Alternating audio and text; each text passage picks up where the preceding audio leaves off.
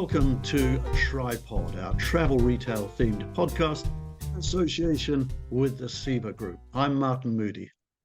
I'm Roger Jackson. Roger, great to be with you again after some weeks away as we start another series of Tripod. And as usual, we've got a great guest joining us in a few moments. But to our viewers out there, as Roger and I are talking, Roger is based in Dubai, and Dubai has been through a really tough time in recent days. Record rainfall, the worst weather conditions, I believe, in the 75 years that they have been recorded in the Emirate. And with Roger living there, I'm going to ask you, what's it been like? It must have been shocking in every sense. Yeah, I think Martin, we're very lucky personally, me and our team, and also everyone that we have a relationship with, all of the retailers, etc. It sounds like that everybody's okay. We've had limited loss of life, but there has been some loss of life in the UAE that's been reported, which is obviously terrible. We had, just for everyone that hasn't perhaps read or understood what happened in the UAE on Tuesday last week. So Tuesday last week, we had the equivalent of 7 months of rainfall that London has in 6 hours. So you can imagine 7 months of rainfall that you would expect in London. We had that in 6 hours in Dubai, where normally we have rainfall maybe once or twice a year. As you know, we're in the desert and rainfall's a very rare occurrence. So essentially, we just had significant flooding. Dubai, because we don't have rainfall, doesn't have underground drainage like you would see in more European countries. And we've never really needed that. So what we've seen is DXB being pretty much flooded. The airlines there were not accepting any new passengers, so they're only dealing with transit passengers. So essentially operations in the airport were down for about 48 hours. So while they were just dealing with transit passengers, we now, several days after, and definitely things are, getting back to normal.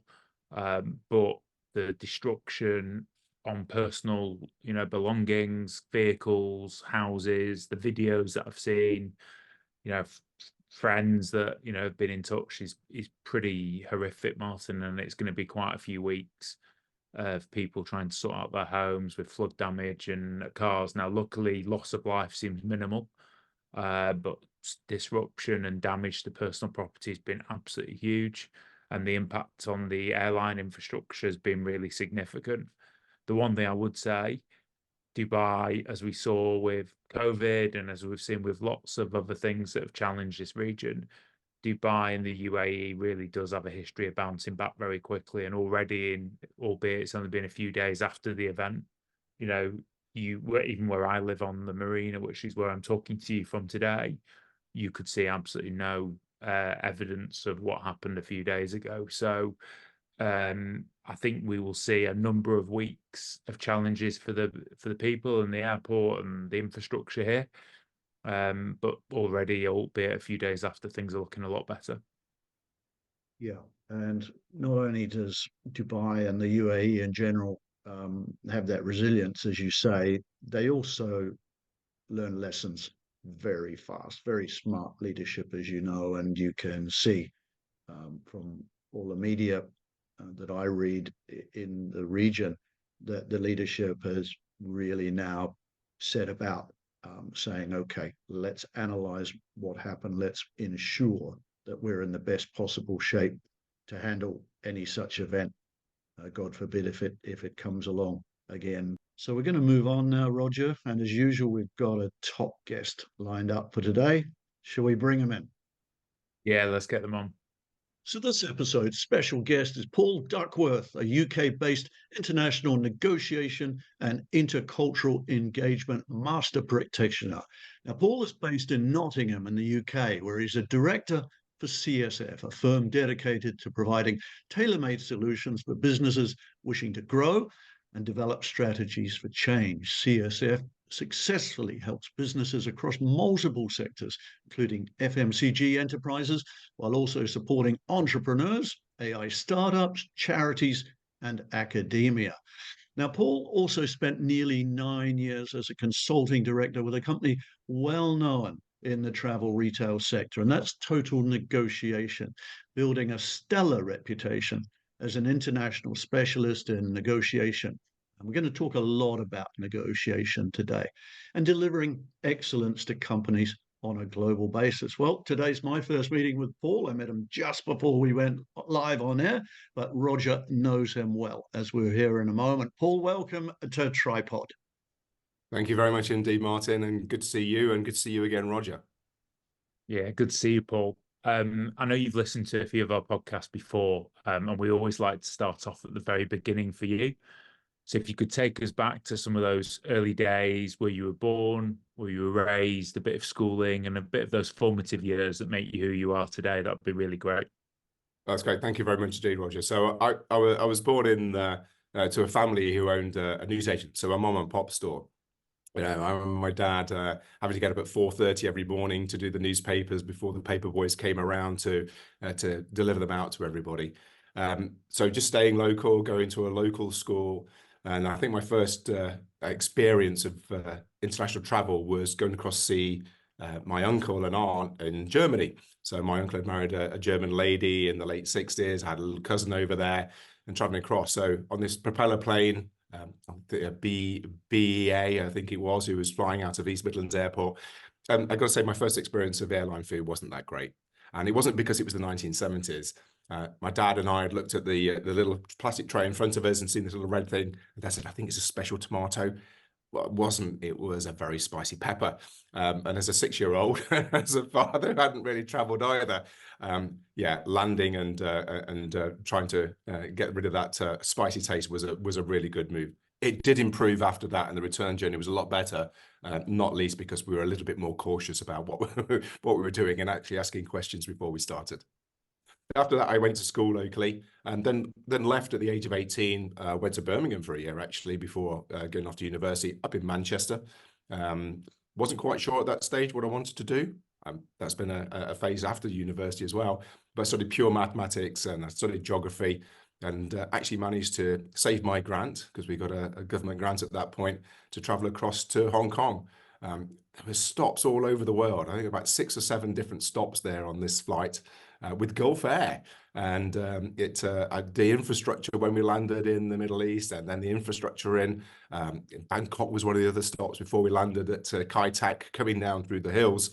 Was a massively great experience and so much fun. Very tiring, and really got that bug at that point there to see some interesting places and meet some very different people as I was traveling the world as well.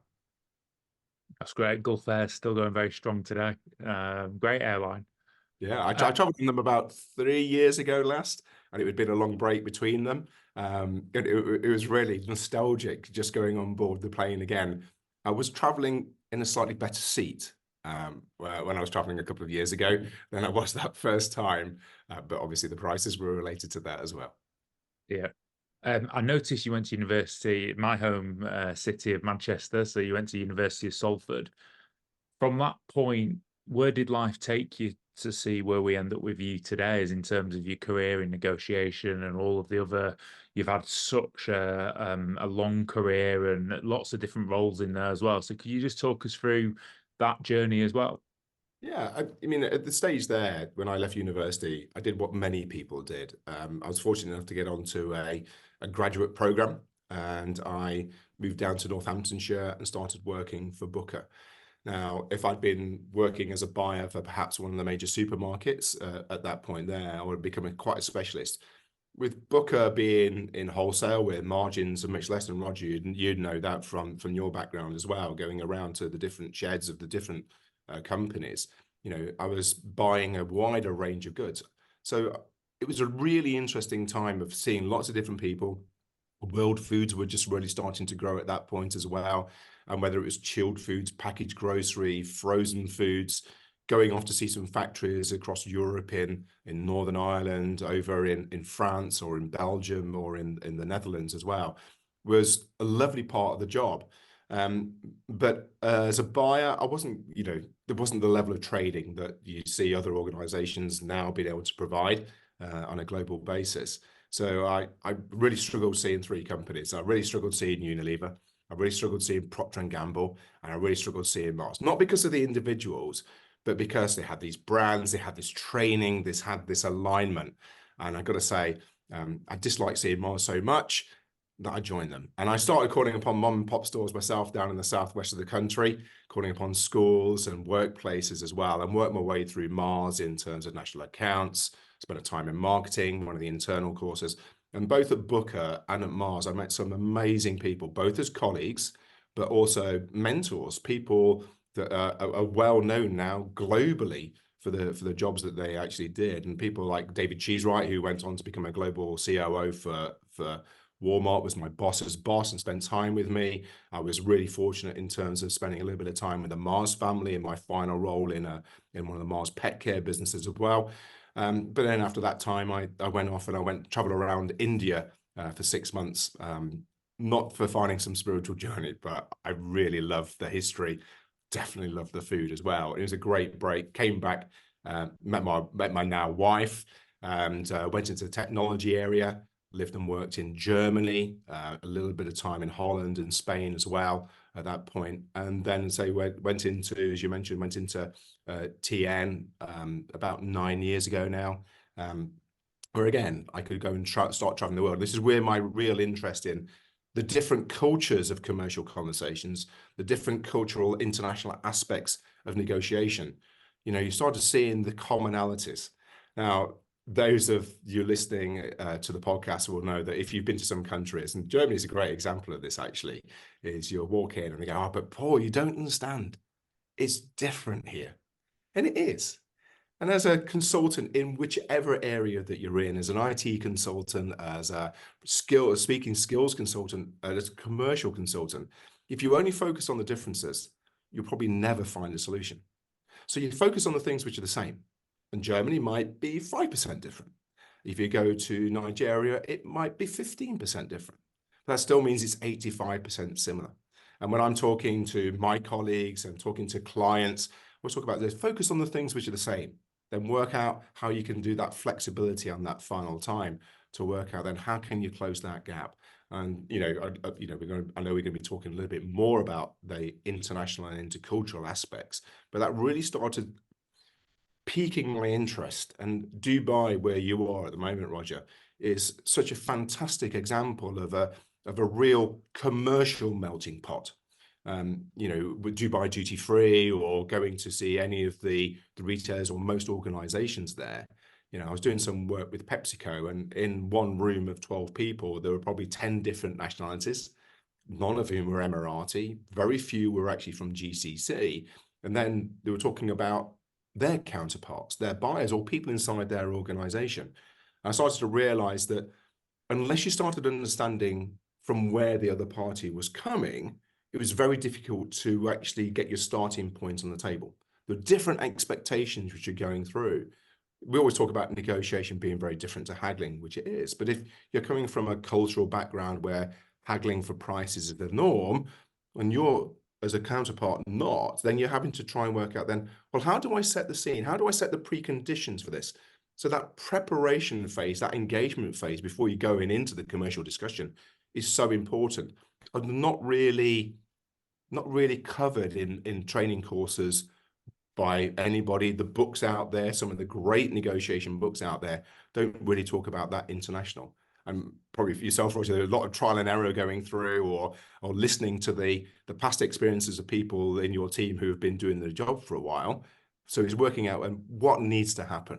And that's a really interesting conversation to have with anybody. I was having a conversation yesterday about, we've got a team of people in Mexico and they're struggling to deal with people inside China. What advice can you give? So it's all over the world. And one of the key things that somebody asked me as well, I said, so Paul, you talk about the travel that you do, you talk about the different cultures with which you've worked, and your academic research that you're doing.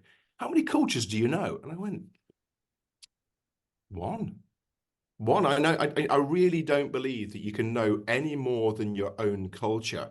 in any depth. There was a great book. I was going to be doing some work with Mars in China in the early 2000s, a great book by a guy called Joe Studwell called The China Dream, which is a really interesting piece of pre-reading. And it was something towards the back of that book, which has always stuck with me, which is no matter how long you live in China, you'll never really understand the Chinese. It doesn't matter how you engage with them and how much time you spend, there's always something that's going to be surprising you. So be prepared for that. And I think that's one of my watch outs, and one of the keywords I start talking with people is always be prepared for something new coming in. Be flexible in terms of your approach with different people.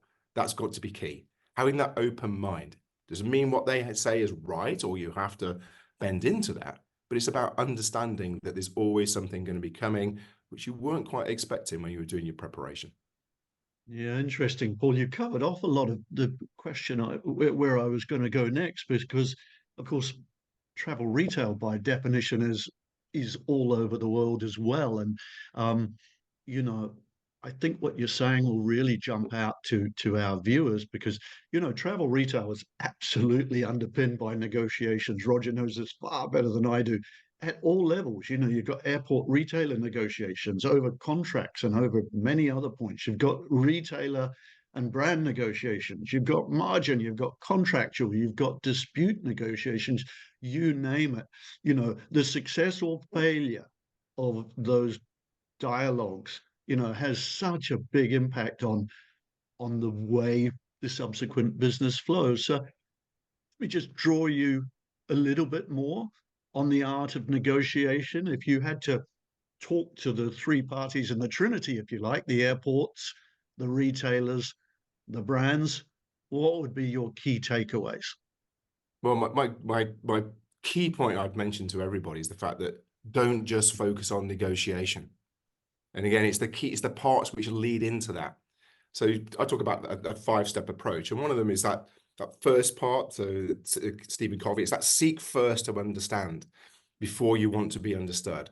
And it's that engagement, the conversations which happen in formal, less formal environments which you're going through. And it's understanding about their organization, the culture from which they've come, and them as individuals is a really key part as you go through. So once you've done that, then you can start looking at the influencing. And I don't mean that in any nefarious way, but it's about sharing information with them so their thinking starts to align with the direction of travel that you want to go. Then selling is about creating and establishing value. So making sure that you talk to them about what their needs are and hit their needs. A key phrase which was given to me and many of my colleagues were at Mars, we were quite confident people. We were confident about our brands was, oh, once again, Mars, you're coming in here telling us what you have rather than asking us what we need. And again, you can translate that around to most organizations, both on the traditional buying side as well as on the selling side as well. So it's incumbent upon buyers to sell and create value and establish the needs of the counterpart, as it is for the salespeople as well. And the more open you can be in that element, you're not giving everything away. What you're doing is aligning to make sure that when you do move into the next stages, it's going to be closer to what you want. Then you start talking about handling any key challenges, any objections going through, and then you get into negotiation. And negotiation is always easier to be negotiating with somebody who's been trained in negotiation. And there's some great negotiation companies out there, and whether they are local and domestic, whether they are global organizations or regional organizations, it doesn't matter. They teach a very similar methodology because the key essence of negotiation is giving to get. So making sure it's not just conceding. You're not just reducing the price every time or upping the ask every time. It's about understanding, well, if we can do this for them, then they could be prepared to do more for us. Make it easier for the counterpart to say yes.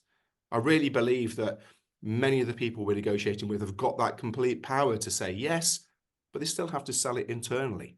And if I go back to the early part of my career as a bar inside booker, I had the power to say yes. I had the power to say yes to a new product that was coming in, a range, a promotion going through, but still the depot managers were the people who had to actually deliver that. So whilst I could say yes, if it wasn't a good deal, I'd soon find out about that. That phone would start ringing. the faxes would start coming in, and then later on, obviously, the emails would start coming in on that side.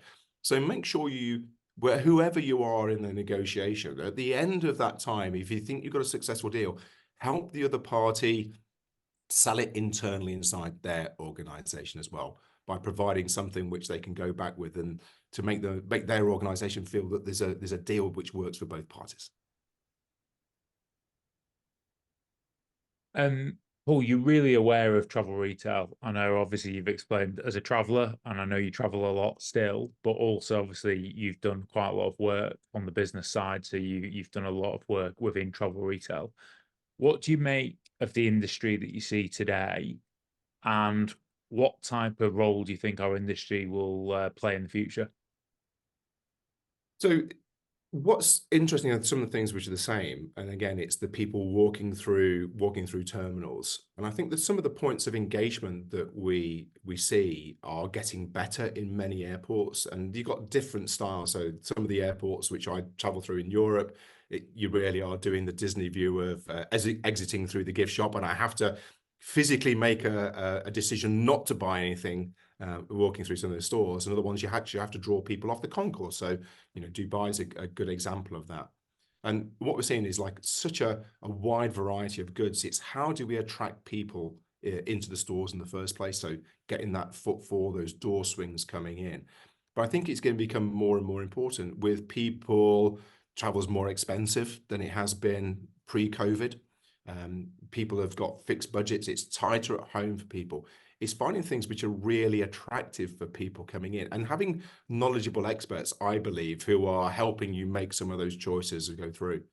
My background in a mom and pop store, my background inside Mars, one of the things I'm always looking at as I'm going through is impulsiveness, and about how can those smaller weight items, those smaller value items, just attract people as something they can get on the way past. But, you know, before, think about quite a long time ago, when I was at Mars, the international travel retail team was almost the team you went to when you were just put to one side. It wasn't really a profit center. But, you know, speaking to people like Marcus Hudson, who I know you both know, at Mars, you know, it's a really good profit center for Mars and other candy companies, for obviously for the drinks industry, for the tobacco industry, perfumes, etc. And again, there's some really great people working in this, and it's a really attractive area to work in, not just because of the travel that you get, but because there's some great career development in there. I think with the increase in traveler numbers, obviously some of the key concerns that people have about traveling, green, what's going to happen for the future, you know, but it is a really attractive industry for people to go into. And whether that's on the traditional selling side, and that could be as an account manager, it could be as a merchandiser, it could be somebody in terms of category management or marketing.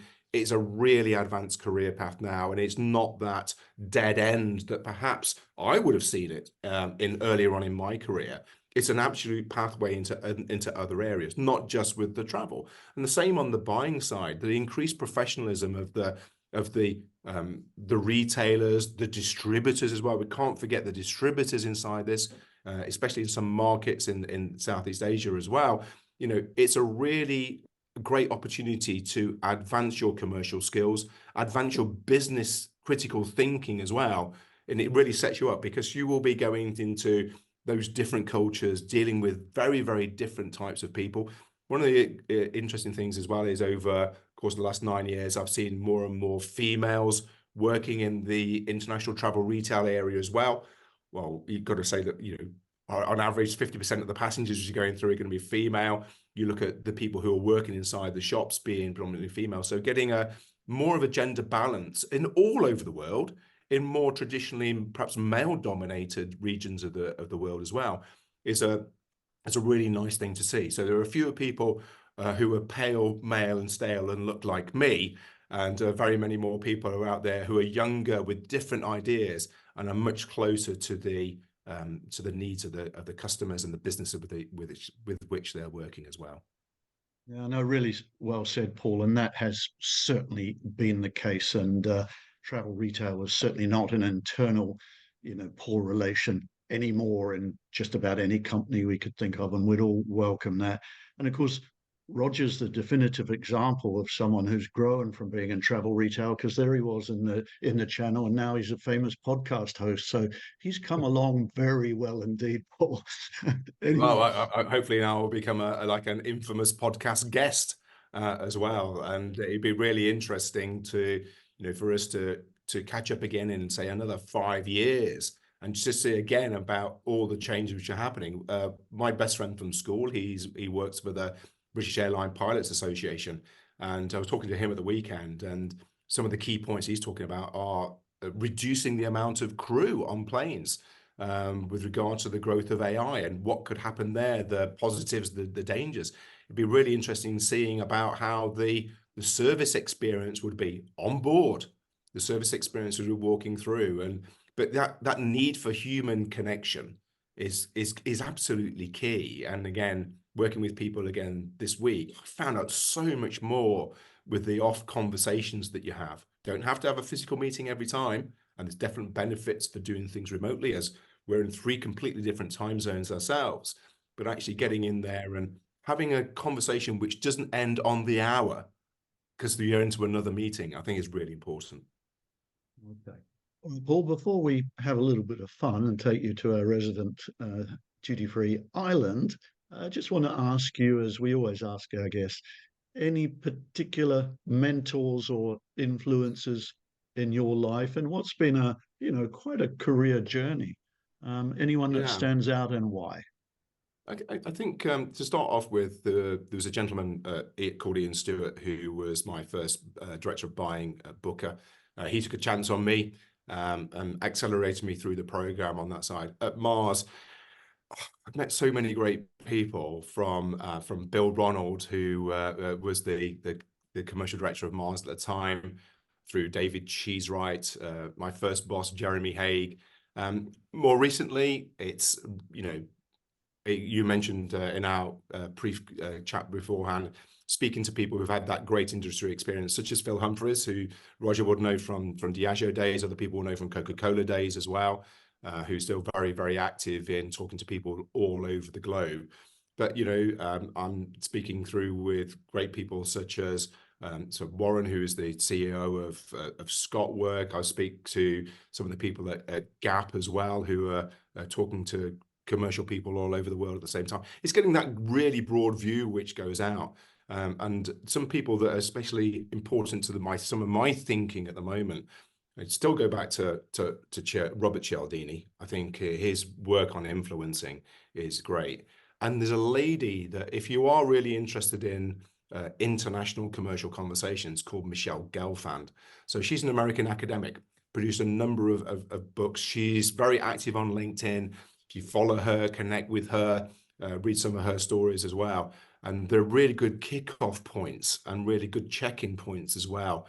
If you're struggling to perhaps connect with somebody who comes from a different cultural background to you, and it really can help you advance your commercial skills as well.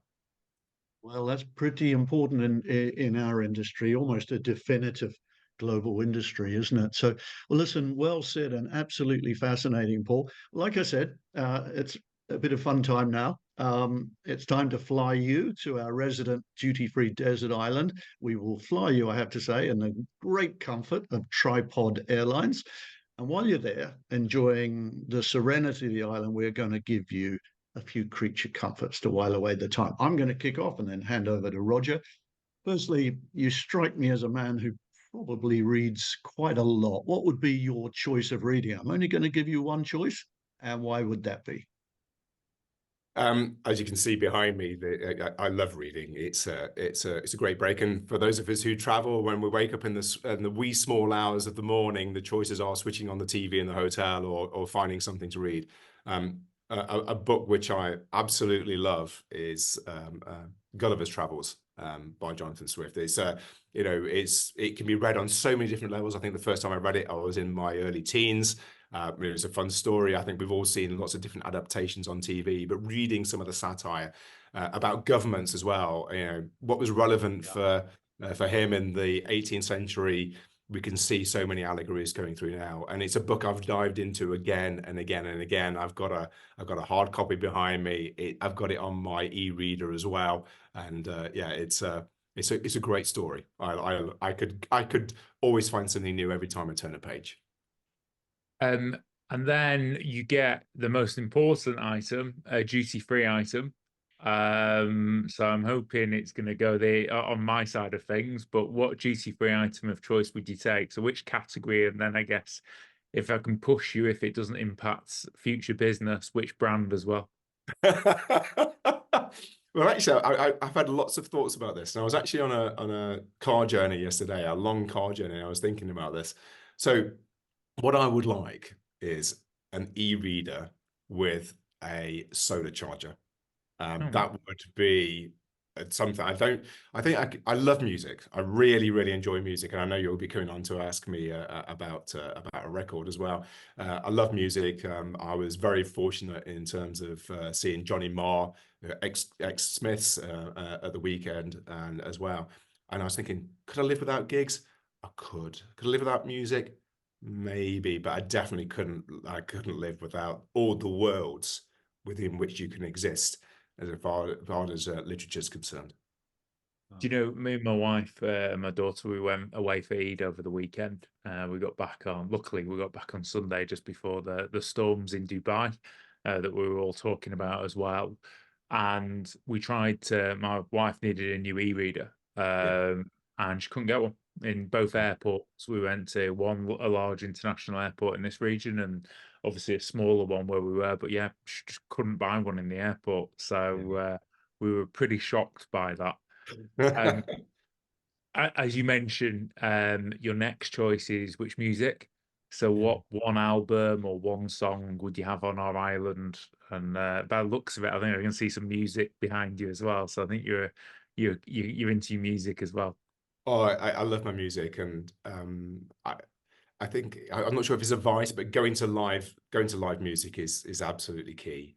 Some of the bands you'll recognise, Roger. I mean, over the last couple of weeks, I've seen the Inspiro Carpets, I've seen the Happy Mondays, and I've seen Johnny Marr. Now that's a bit intense, which goes through. But when I'm traveling abroad, there's an app called Bands in Town, and I'm always looking. Okay, so I'm going to be going to Toronto at this date. Is there anything on? And sometimes there is, and sometimes, many times there's not. But it's nice to be able to get something out there and narrowing down that music. Okay, so I'm going to go with a Manchester band.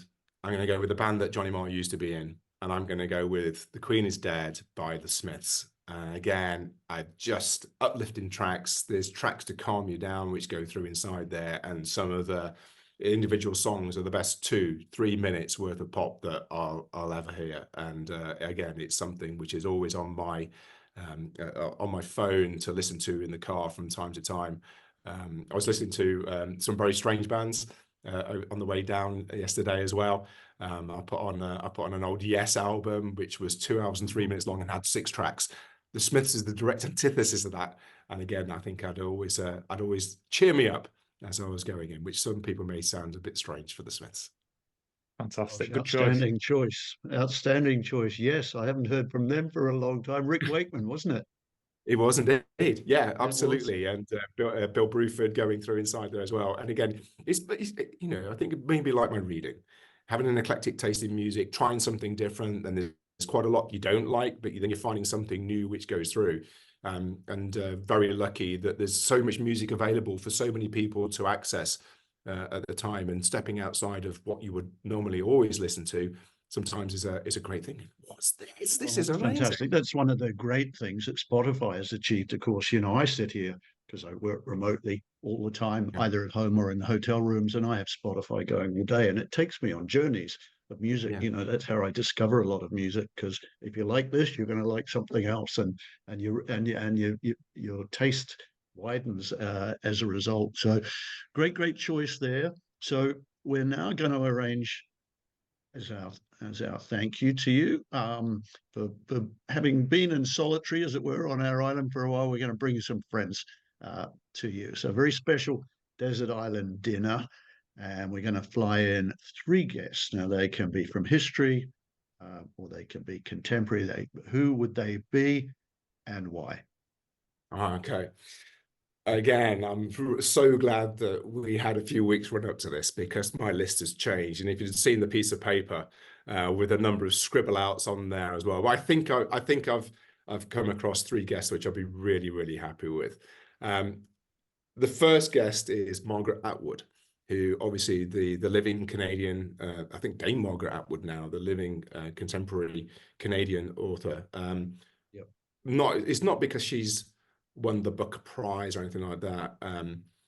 I just find so much of interest to read in her stories, whether it's from the very first ones that she wrote in the 1960s, right through to some of the ones which are, well, I think there's a short story which is about to be released, which I'll be obviously downloading on the Kindle as well.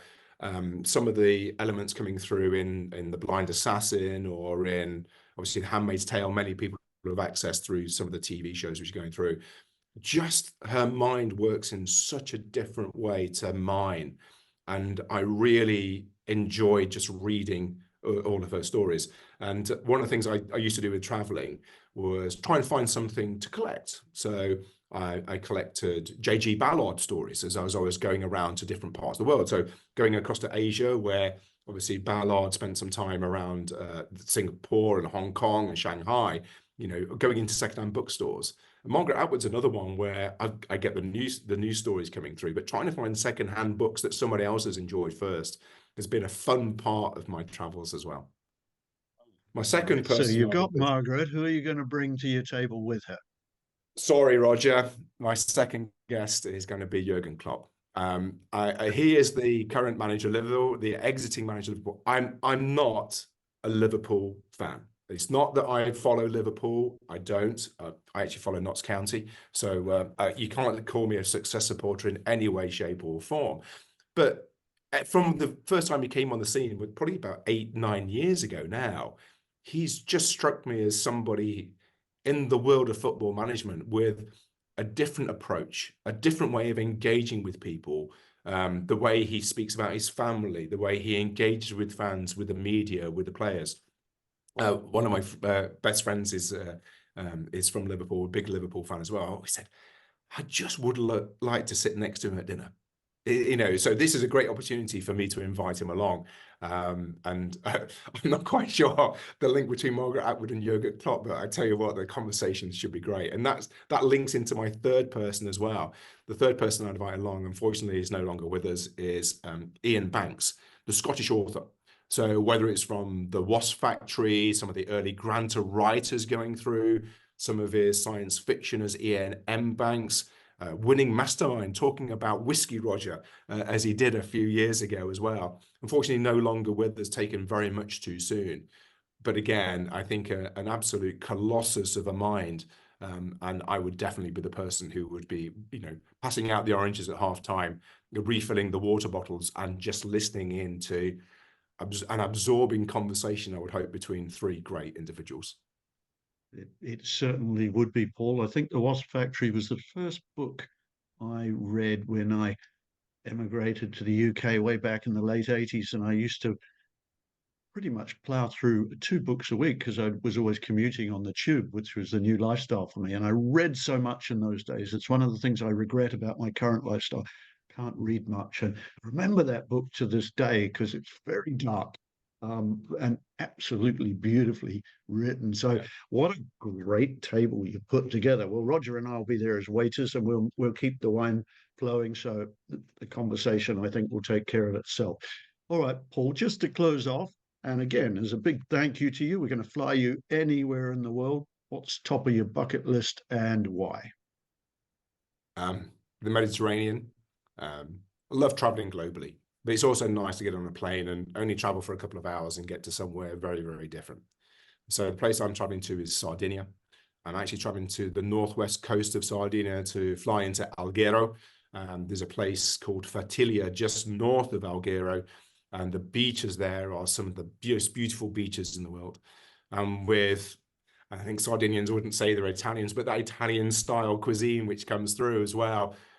Just the food would be amazing. The ice cream would be amazing.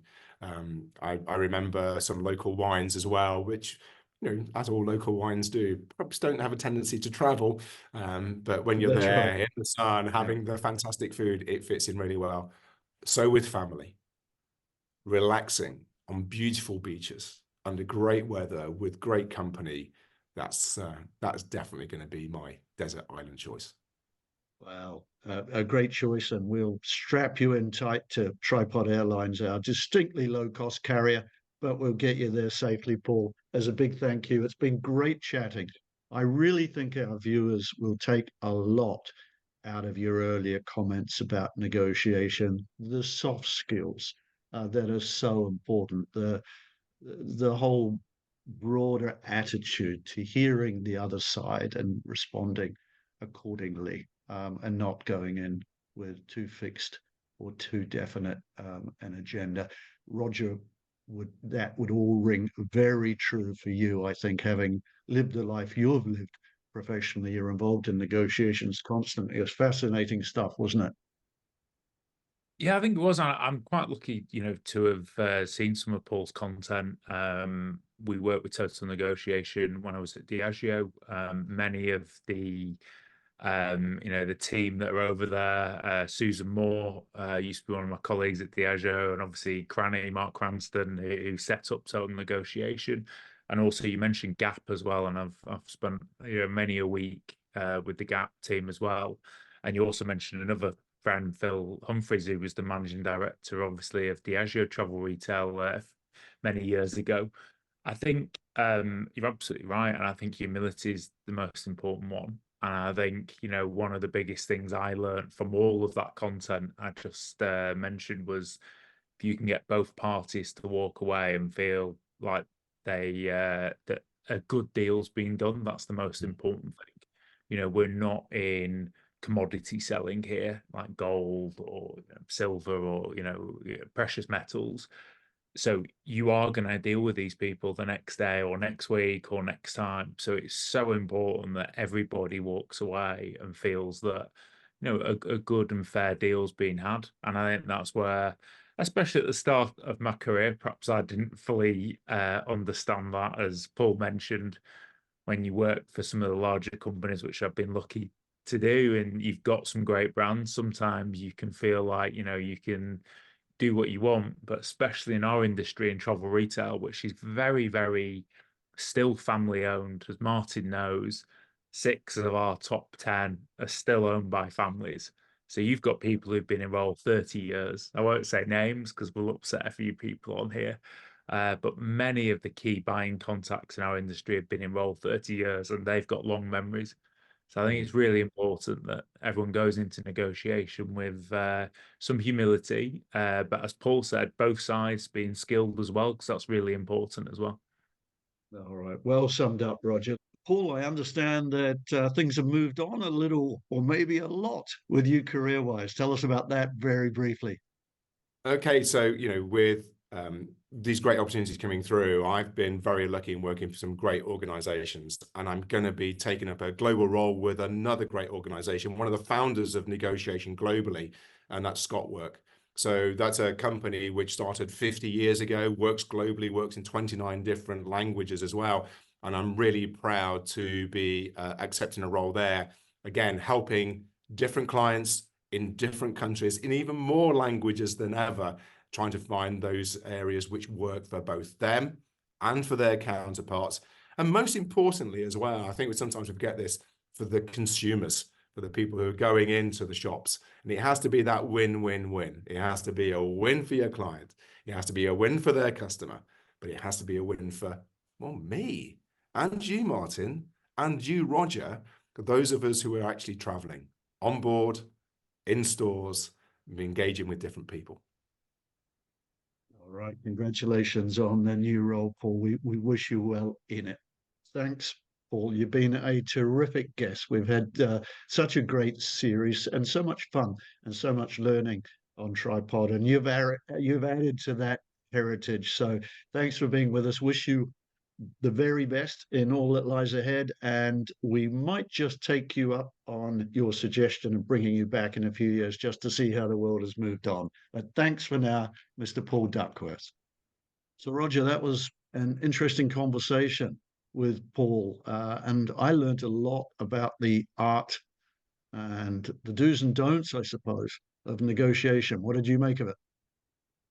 Yeah, I've known Paul many years. So, Paul's worked with a lot of my ex-colleagues, and he's actually supplied content for some of my teams as well in the past. So, it was actually great to hear his view on a format like this, and him actually talking about negotiation, because I think it is a real skill for people. And I think people are always scared to talk about negotiation, because they feel it's something that shouldn't be spoken about, or there's some sort of secret to it. And as Paul said, I think it's really important that both sides make sure they're informed.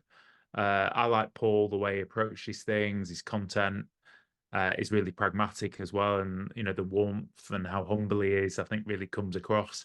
I think Paul and obviously other companies in the industry as well, they've got a lot to add in our industry. So it would be really good to see more of Paul and his colleagues in travel retail. And I hope to see them appearing soon at some of our trade show events and our speaking events. It'd be really good. But yeah, it was great to hear from Paul. Yeah, first for travel retail media, actually, to have somebody talk about that subject matter so openly. So it was really good. All right, Roger, it's been great to be with you again. We look forward. We've got another great guest coming up very soon on Tripod. But for now, I'm going to say this is Martin Moody. See you next time. See you next time.